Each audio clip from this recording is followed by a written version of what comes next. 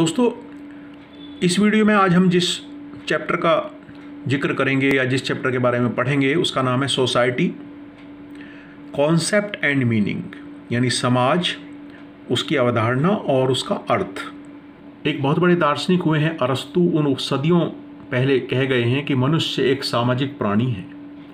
मनुष्य को अपने इष्टतम आनंद यानी ऑप्टिमम हैप्पीनेस के लिए समाज की आवश्यकता होती है। ऐसा समाज जहाँ पर वो मनुष्य काम कर सकता है और अपने जीवन का आनंद ले सकता है। समाज शब्द, सोसाइटी, ये लैटिन शब्द सोशियस से लिया गया है, जिसका अर्थ है साहचर्य या दोस्ती। अगर सरल अर्थों में हम कहें तो समाज एक बड़ा समूह है जो साझा करता है एक ही भौगोलिक क्षेत्र, कॉमन संस्कृति और सामाजिक संरचना, और इसी के साथ साथ कुछ कानूनों का पालन। यानी तीन चीजें समाज के अंदर होती हैं। समाज जो एक बड़ा समूह है उसके अंदर तीन चीजें हैं खास तौर से, यानी एक भौगोलिक क्षेत्र होगा कोई जहां पर वो समाज रहता है, उसकी कोई कॉमन संस्कृति होगी, एक सामाजिक संरचना होगी उसमें, और उस समाज के कोई कानून होंगे, किसी भी प्रकार के हो सकते हैं, उनके रीति रिवाज या आधुनिक कानून, और उनका पालन, उससे वो बंधा होगा वो समाज। इसी के साथ साथ एक समाज के दो प्राथमिक घटक हैं, प्राइमरी कंपोनेंट्स। एक है उसकी संस्कृति यानी कल्चर, और दूसरा उसका सोशल स्ट्रक्चर, सामाजिक संरचना। अब समाज की कुछ परिभाषाओं के बारे में बात करते हैं कि कुछ विद्वानों ने समाज की परिभाषाएं कैसे दी हैं। एक परिभाषा है हॉर्टन और हंट द्वारा जो दी गई है। ये कहते हैं कि समाज अपेक्षाकृत एक स्वतंत्र और स्वयं को स्थिर करने वाला मानव समूह है जो एक क्षेत्र पर अधिकार कर लेता है, उसको ऑक्यूपाई कर लेता है, और वहाँ पर किसी एक कल्चर को साझा करता है, शेयर करता है, और उसके इस समूह में अधिकांश संगठन इसके अंदर होते हैं। फिर एक मैकलर और पेज द्वारा एक डेफिनेशन दी गई है कि समाज मानव व्यवहार और स्वतंत्रता के कई समूहों और वर्गों के उपयोग और प्रक्रियाओं, प्राधिकरण और आपसी सहायता की एक प्रणाली है, एक सिस्टम है। फिर प्रोफेसर गिडिंग्स कहते हैं कि समाज अपने आप में एक संघ है, संगठन है, औपचारिक संबंधों का योग है, जिसमें संबंध व्यक्ति एक साथ बंधे होते हैं, बाउंड टुगेदर। अब समाज को बहुत अच्छी तरह से समझने के लिए उसकी विशेषताएं अगर हम समझ जाएं तो हम समझ सकते हैं कि समाज क्या है। तो फीचर्स ऑफ सोसाइटी, समाज की कुछ विशेषताएं हैं, जिसमें पहली है सोसाइटी कंसिस्ट ऑफ पीपल। लोगों के बिना कोई समाज, कोई सामाजिक संबंध और कोई सामाजिक जीवन बिल्कुल नहीं हो सकता। तो एक विशेषता है समाज की कि उसमें लोग होंगे। फिर दूसरा है mutual awareness and mutual interaction, आपसी जागरूकता, आपसी मेलजोल। समाज एक दूसरे के साथ निरंतर संपर्क में लगे लोगों का समूह है। आपसी जागरूकता के कारण सामाजिक मेलजोल संभव हो पाता है। समाज को सामाजिक संबंधों के नेटवर्क के रूप में समझा जाता है। इस प्रकार सामाजिक संबंध का अर्थ है कि आपसी जानकारी, आपस में हम जो मेलजोल करते हैं। तीसरा फीचर है समाज का कि सोसाइटी डिपेंड्स ऑन लाइकलीनेस। समानता का सिद्धांत समाज के लिए आवश्यक है। ये उन लोगों में मौजूद है जो कुछ हद तक शरीर और दिमाग में एक दूसरे से मिलते जुलते हैं। जिस तरह एक ही पंख के पक्षी एक साथ घूमते हैं, वैसे ही पुरुषों में यानी मनुष्यों में बहुत सी चीजें कॉमन होती हैं। इसका अर्थ है कि प्रकृति या स्वभाव की चेतना, कुछ एक जैसी बातें हम सब में हैं। फिर चौथी बात, society rest on differences too. समाज जो है भिन्नता पर भी टिका हुआ है, क्योंकि यदि सारे ही पुरुष या मनुष्य एक जैसे हों तो उनके सामाजिक रिश्ते बहुत सीमित होंगे। तो लोग अब एक समान होते हुए भी, समानता होते हुए भी अपने रूप में, व्यक्तित्व में, क्षमता में, प्रतिभा में, दृष्टिकोण, रुचि में, स्वाद, विश्वास आदि में एक दूसरे से भिन्न होते हैं। इन्हीं भिन्नताओं के कारण लोग विभिन्न गतिविधियों का अनुसरण करते हैं। अब पांचवें फीचर पे आते हैं, cooperation and division of labour, यानी समाज में एक श्रम विभाजन है।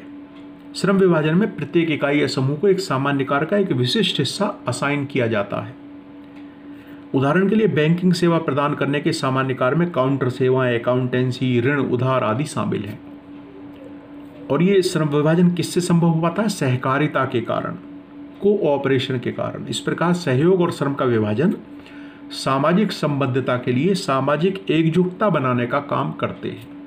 अब छठा है सोसाइटी फंक्शंस इंटरडिपेंडेंटली टू, यानी एक दूसरे पर निर्भर है सोसाइटी के काम। समाज के जो तत्व हैं उनकी एक दूसरे पर निर्भरता सामाजिक संबंधों की एक विशेषता है। जैसे कि परिवार है, परिवार सुचारू कामकाज के लिए सदस्यों की ये जो इंटरडिपेंडेंटली इसे कहते हैं हिंदी में अन्योन्याश्रयता, यानी किसी दूसरे पर भी निर्भरता का एक उदाहरण है। आज तो ये स्थिति है कि न केवल व्यक्ति बल्कि समुदाय, सामाजिक समूह और देश भी एक दूसरे पर निर्भर हैं, एक दूसरे पर आश्रित हैं, हमें एक दूसरे की जरूरत पड़ती है। फिर समाज की एक विशेषता है, फीचर है कि सोसाइटी इज डायनेमिक, समाज गतिशील है, स्थिर नहीं है।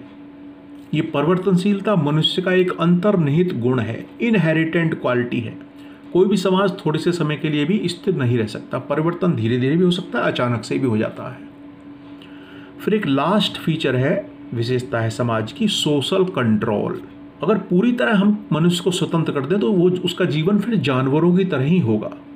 इसलिए समाज के पास सदस्यों के व्यवहार को नियंत्रित करने के अपने तरीके होते हैं। कुछ अनौपचारिक तरीके हैं, इनफॉर्मल, जैसे कि रीति रिवाज है, हमारे परंपराएं हैं, शिष्टाचार है। और कुछ फॉर्मल भी हैं तरीके, जैसे कि कानून, पुलिस, हमारा कॉन्स्टिट्यूशन। तो ये मनुष्य को नियंत्रित करते हैं। तो समाज में एक सामाजिक नियंत्रण भी होता है। तो ये 8 प्रकार के फीचर्स एक समाज में पाए जाते हैं। अब समाज बहुत प्रकार के होते हैं, लेकिन एक मोटा मोटा वर्गीकरण, क्लासिफिकेशन टाइप्स ऑफ सोसाइटी, जो एक ब्रॉड कैटेगरी है, वो 2 हम कह सकते हैं। एक पूर्व औद्योगिक समाज और दूसरा औद्योगिक समाज। पूर्व औद्योगिक यानी जो औद्योगिक क्रांति के आगमन से पहले का समाज जो था। इस समाज की कुछ विशेषताएं थी कि भाई ये स्वदेशी ज्ञान की मदद से स्थानीय स्तर पर सरलतम प्रौद्योगिकी का इस्तेमाल करते थे। श्रम का विभाजन यहाँ पर कम था, उत्पादन भी अपेक्षाकृत सरल था, संयुक्त परिवार की संरचना थी और जो लोगों की दिन प्रतिदिन की गतिविधियां थी उन पर धार्मिक और अंधविश्वासों का प्रभुत्व ज़्यादा था। ये पूर्व औद्योगिक समाज यानी औद्योगिकरण से पहले का जो समाज थे उसमें कुछ कैटेगरीज भी थी, जैसे कि हंटिंग एंड गैदरिंग सोसाइटी, जो कि शिकार करते थे और वनस्पति इकट्ठा करके अपना जीवन चलाते थे। फिर उसके बाद आया आपका बागवानी और चरवाहा समाज, हॉर्टिकल्चर एंड पेस्टोरल सोसाइटीज़, जो 10 से 12 हज़ार साल पहले उन्होंने बागवानी की, फसलों की खेती के लिए हाथ के औजारों का उपयोग किया। और फिर आया एग्रेरियन सोसाइटी यानी कृषि समाज। लगभग 5000 साल पहले कृषि की खोज हुई, जिसमें पशुओं या अधिक शक्तिशाली ऊर्जा स्रोतों से जुताई करके बड़े पैमाने पर खेती की जाती थी। इसके बाद आता है औद्योगिक समाज, जिसमें हम आज मौजूद हैं। तो उत्पादन का जो औद्योगिक मोड है ये लगभग 250 साल पहले ब्रिटेन में शुरू हुआ और वहाँ से ये पूरी दुनिया में फैल गया।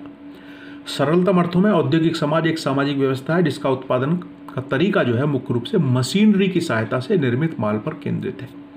औद्योगिक समाज से तात्पर्य ऐसे समाज से जो बड़े पैमाने पर उत्पादन को सक्षम बनाने के लिए प्रौद्योगिकी के उपयोग से संचालित होता है, जो श्रम के विभाजन के लिए उच्च क्षमता के साथ एक बड़ी आबादी का समर्थन करता है। तो ये मोटी मोटी एक कैटेगरी में हमने समझा समाज को कि औद्योगिकरण से पहले का समाज और औद्योगिकरण के बाद का समाज। आज के इस वीडियो में इतना ही।